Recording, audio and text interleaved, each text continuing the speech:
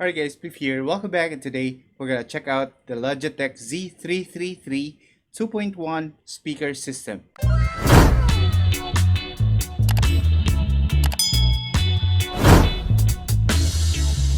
It's been a while since I bought my SATA V196 soundbar. Even though I find it substantial for my workflow, I still think it's lacking something. The bass. I think I need a subwoofer. Now it's time for an upgrade. I've been looking for something cheap like the Edifier, Zeus, Logitech. Something not too expensive but with a good sound quality. Something with a subwoofer. Then I ended up with something not so cheap though, but I think it's still on the budget side. Let's open it up. Let's do this.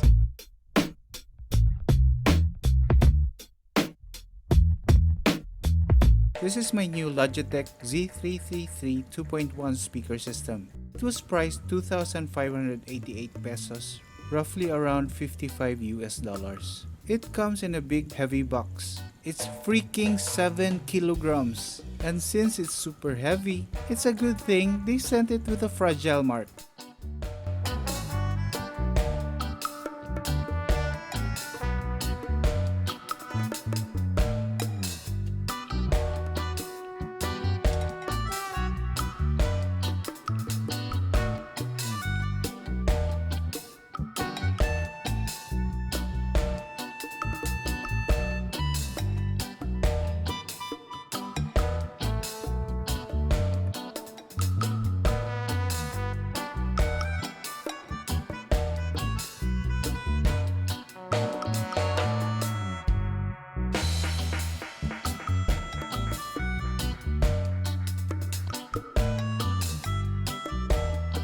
I love the tagline bold sound. Let's see about that. It is also rated 80 watts. It's the max peak power. RMS wattage is only 40. It says strong bass. I think that's how it should be, since I paid for a goddamn subwoofer system. It uses RCA connectors for the satellite speakers and 3.5mm for the main input. It can also accept other inputs through RCA. Finally, the dedicated control knob. That was the main selling point for me. Here's the technical specifications. At least Logitech is honest enough to say the proper value of the RMS. I'm also glad they pointed out that the tweeter system is just decorative and non-functional. They even cared to print it on the label, which is very small. I guess lawsuits were avoided that way.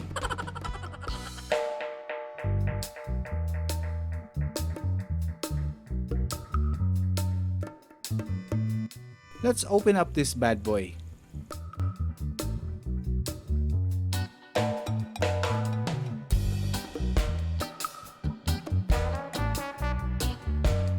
Included in the package are 3 types of plug adapters.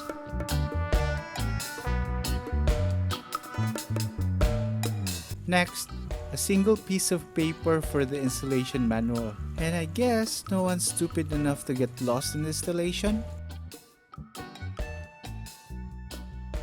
Next, safety, compliance, and warranty information.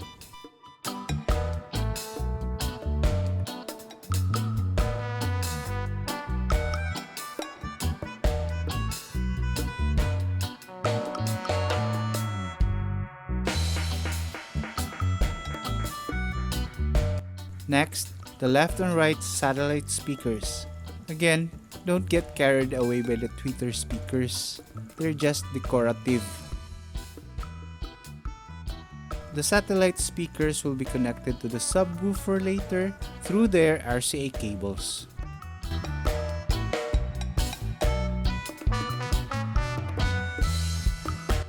Finally, the subwoofer. It makes the 0.1 of the 2.1 speaker system, meaning 2 satellites and 1 subwoofer. I picked this one because it's not down-firing. Down-firing subwoofers need a solid plane to stand into to get the full bassy feel, and I don't have that with my current table setup. At the back, we can find the power rating label, a bass volume knob, red and white input RCA jacks if you want to use music from a component or TV, black and blue output RCA jacks for the satellite speakers, and 3 long wires which we will check out soon. Here's the largest wire connected to the subwoofer.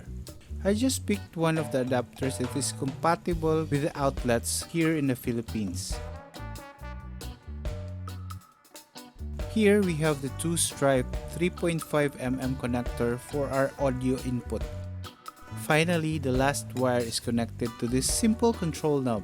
It controls the master volume, it has on and off switch, and external 3.5mm aux output jack if you wanna use a headset.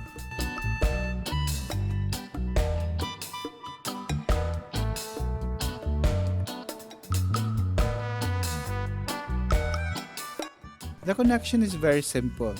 Connect black to black and blue to blue to get started.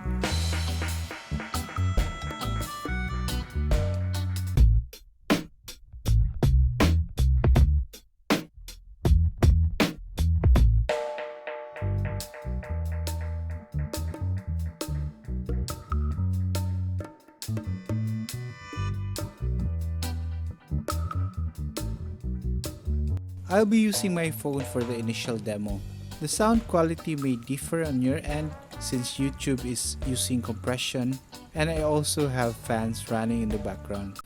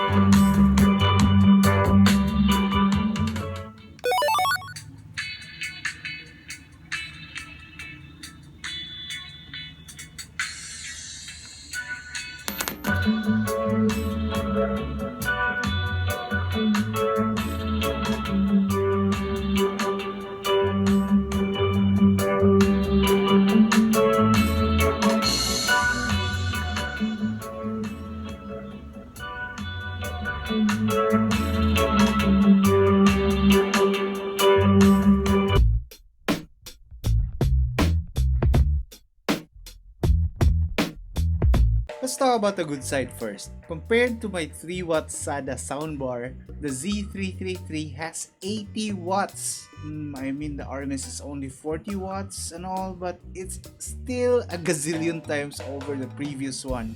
It's still loud.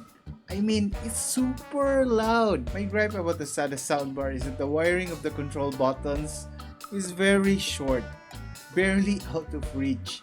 With this, I can put it anywhere on the table, and now it's sitting beside my Monocaster light. And speaking of Monocaster light, It works very well as an output system. It can also accept an external input through RCA, like if you want to connect your TV or component.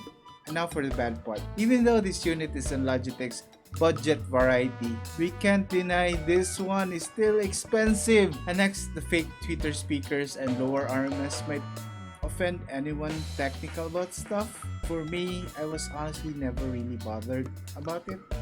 At least they place it on the label. Kind of misleading though, just be aware about that. All in all, yikes! I may have gone beyond my budget. The Logitech Z333 is still expensive even if it's in Logitech's budget subwoofer variety.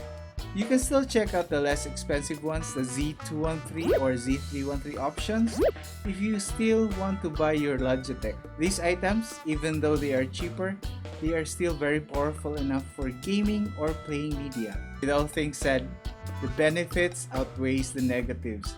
No regrets here. I love it!